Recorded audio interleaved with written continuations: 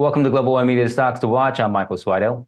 I'm speaking today with Robin Goad. He's the CEO and president of Fortune Minerals. They're a Canadian mining company focused on developing a critical minerals project in Canada's Northwest Territories and Alberta. Robin, welcome to the show. Thanks very much. Pleasure to be here. I saw a photo of you taken up by your company's biggest project. It's called NICO, that's NICO, and it's up in Canada's Northwest Territories. And I got to say, it looks absolutely gorgeous. Tell us about it. Well, it is in a unique geography of the Northwest Territories called the Bear Province. This is an area that has geology, basically, that produces a lot of topography. So it's so you get nice rolling hills and beautiful lakes. Yeah, I saw those forests and hills and lakes. I'd love to go up and visit it sometime. If we look a bit at the history, about 28 years ago, your company discovered the NICO deposit. It contains gold, copper, something called bismuth, which is an environmentally friendly substitute for lead. It's actually best known as the active ingredient in the nausea relief medication Pepto-Bismol. And the site also has cobalt, which is a high-strength magnetic metal used in electric vehicles, smartphones, computers, and even power storage. Now, your company, it's not just a miner, though. It's also planning to build a refinery to process concentrates from your critical mineral deposits and move up the value chain. Really curious about this. Why is vertical integration a key part of your company's strategy? Sure. So vertical integration is really a function of the complex ores and concentrates that we're going to be extracting. So we are in an energy transition right now, which is focused on new technologies. And those new technologies require a completely different suite of metals to enable it. Historically, Canadian mining companies have produced concentrates and simply sold those off to smelters and refineries in Asia. So what the transition to these new metals requires new process technologies to properly recover or maximize the metallurgical performance of the project. And quite frankly, the processing facilities just don't exist here in North America. This is a very important political issue because if we're going to have new technologies, particularly the transition to electric vehicles, we need to have those raw materials available here in North America, because right now the metals that we're going to extract are primarily produced in China or controlled by China, and they're going to be also obviously using those materials in their own manufacturing industries. So this is very important to Canada, to Western democracies, the United States, and also to our manufacturing industries. It's interesting that you highlight that geopolitical, that strategic nature of the business of critical minerals, bringing things closer to home to North America for North American economies.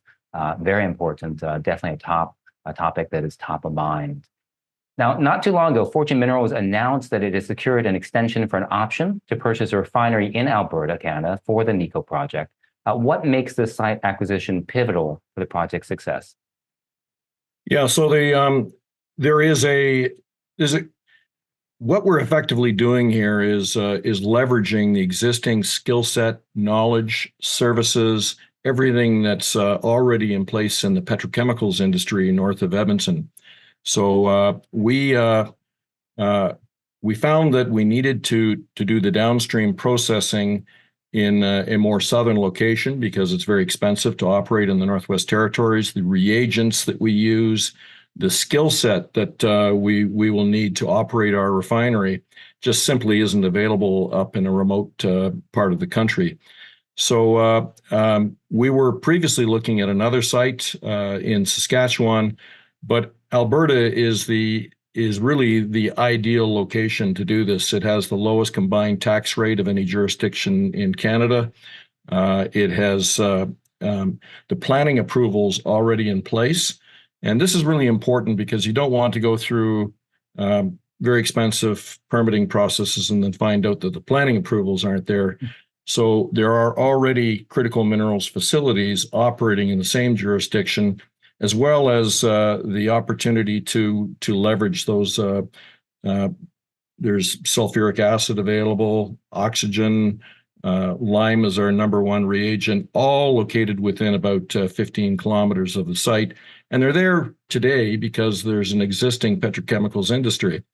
Alberta needs to diversify away from hydrocarbons, and this is a natural segue to essentially do the same thing they're already doing, except producing metals instead of hydrocarbons. All right. So in another way of looking at it is that you're helping transform Alberta's economy, like you say, from the fossil fuel to something more green. Yeah, and there's something else I should probably add, Michael, is you may or may not be aware, but we have signed a process collaboration with Rio Tinto. This is the second largest mining company in the world. And what we will be doing at our Alberta refinery is not only processing materials from our proposed mine and concentrator up in the Northwest Territories, but we're also assessing the feasibility of taking waste products from the Kennecott smelter in Utah and shipping those up to Alberta and be able to augment our production of both cobalt and bismuth. So this is an important sort of green message because we are basically extracting more metals from what would otherwise be a waste product, and we're also augmenting the production at the refinery to spread the costs for building the high capital costs of vertical integration. Excellent. I want to turn now to funding and to your company's relationship with the Canadian government. Your project has received funding of about 880,000 Canadian dollars from the Canadian government. That's to support metallurgical testing, and it underscores the importance of the critical mineral sector to Western governments. So tell us a bit more about your strategy and relationships with government to secure this type of funding. Sure. The Western democracies, European Union, the United States, Canada have all recognized that they have significant exposure in not really having these important critical minerals available to enable their economies and the energy transition. So unfortunately, the capital markets have been very difficult for mining in the past. We see a transition. Actually, there seems to be a very current trend to investment dollars flowing back into mining right now. But the governments have recognized that they're going to need to support these projects if they're to be successful. The Canadian government itself has announced $3.8 billion in financial assistance to enable more North American critical minerals projects. We expect to get significantly more support from both the U.S. and the Canadian governments at the construction phase of our project because we tick a lot of boxes. We have important metals. Cobalt is used for to make the cathodes of the lithium-ion batteries. Essentially, it gives you the range, but also the rechargeability. We do also have the largest deposit of bismuth in the world. Bismuth is not just an eco-metal used in environmental applications, but it's also used in manganese bismuth magnets, which would enable the electric vehicle powertrains. If you have a DC electric motor, that needs magnets, and those are typically using rare earth elements.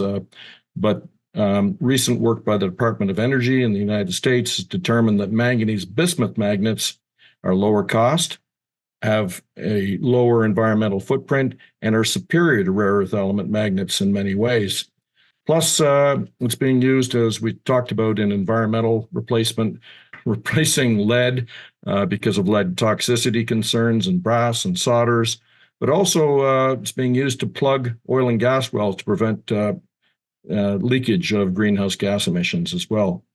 So we tick many boxes, having the metals that are used in the energy transition, vertical integration, indigenous participation.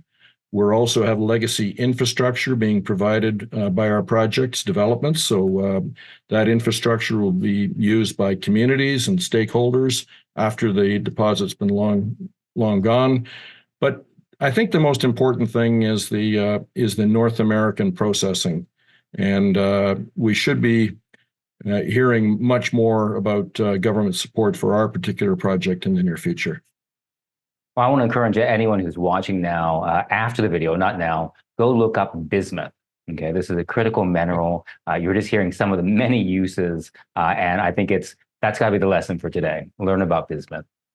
Now, speaking about minerals, the NICO project has considerable reserves. You've invested a lot of money in it as well, taking it from an in-house discovery to a near-term producer. Given that substantial groundwork has already been laid, what's next? What can we expect in the year ahead?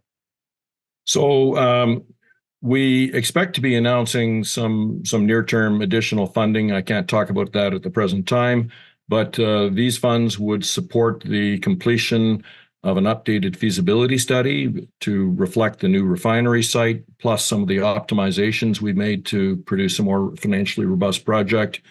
There is permitting work that still needs to be done at the Alberta site, as well as up in the Northwest Territories. We're doing a pilot plant, which is in process right now, and that work will be completed over the next few months. And what we're trying to do essentially is to complete all the gaps to take this project to a financing decision in probably about 14 to 16 months from now. At that point, we're hoping that we will have secured the project financing to build the vertically integrated project, which may involve partnerships, but it'll also involve a fair bit of government support for the project, primarily directed at things like infrastructure. All right, well, you mentioned financing, so let's take a look at the investor side of the equation now. It's been a rough time for mining and mining exploration companies, and Fortune Minerals is no exception. Its stock is in a bear market. Robin, you've been in the business for a long time. What do you say to investors? Why is Fortune Minerals a compelling investment opportunity for this year and beyond? One of the things I like to point out is that it takes a long time to develop a mineral deposit, typically about 20 years. And all of the heavy lifting has already been done for this project. We've spent $137 million to date. We have an asset in the ground, which is proven. We have done all the engineering. We have a positive feasibility study, which is going to be updated. We have the major permitting permits already in place. We've completed an environmental assessment in the Northwest Territories. We have the major mining permits in the Northwest Territories. But I think it's also timing. We have the commodities that are very important in today's environment. So not just the critical minerals, which have essential use in the energy transition and new technologies, but we also have over 1 million ounces of gold. And you may have noticed the gold is hitting new highs every day. And although people are primarily focused on the critical minerals, gold is the ultimate co-product because it's essentially cash, and it can be converted to cash in financing. It can be converted to cash during operations, or even pre-sold. So it's also a very integral part of the project. So just the 1 million ounces of gold is worth over $2 billion right now. In fact, we have several $1 billion worth of metal in the ground. Cobalt is the dominant metal, followed by gold, then bismuth, and then copper. Absolutely fascinating. Billions of dollars worth of assets in the ground. Robin, thank you so much for taking us up to Canada's Northwest Territories and Alberta with you. Really look forward to hearing more about your cobalt and other critical mineral projects in the future.